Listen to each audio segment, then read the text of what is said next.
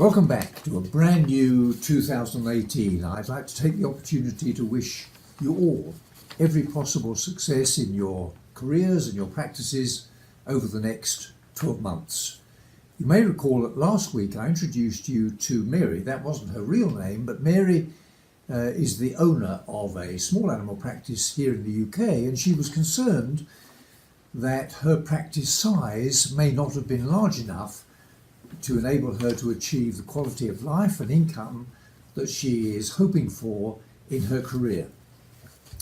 I promised to investigate a little further, particularly looking more closely at the results of the 157 practices which have submitted data here in the UK to the SPVS, that's the Society of Practicing Veterinary Surgeons Profitability Survey, to see if I could come back with some tangible information which might be of assistance to Mary.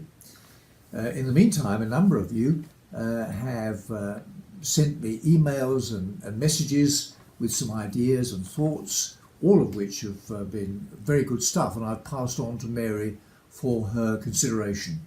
Particularly want to thank Tom Catanzaro, a good friend of mine, business consultant in the United States, to Craig Mostyn, practice owner in South Africa, and to Richard Weston and Rory Lydon here in the UK. So I've looked closely at these numbers, and these are the results of some data submitted by 45 practices here in the UK, all of which scored levels of profit regarded as good or excellent, that is greater than 15%. In each case, they were provided with 5 key numbers. TVI, that's a transaction volume index, the cost of drugs and supplies, the cost of the people, and the cost of establishment and overheads, all as a percentage of turnover, and the real level of profitability also as a percentage of turnover. Here's a summary of the results that we discovered. There were 45 practices. Most of them were small animal. The number of vets that they employed ranged from 55, which was the largest practice, to 1, which was the smallest, but the median number of vets they employed was 3.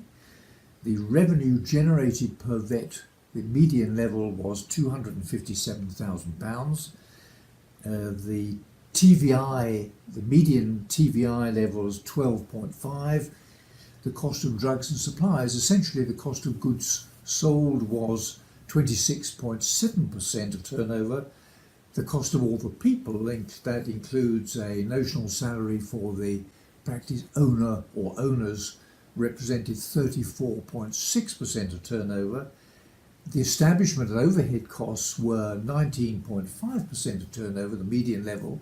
And that's a figure that was lower than I had anticipated, but it seems to me that that's a really significant cost in assuring the financial viability of the practice.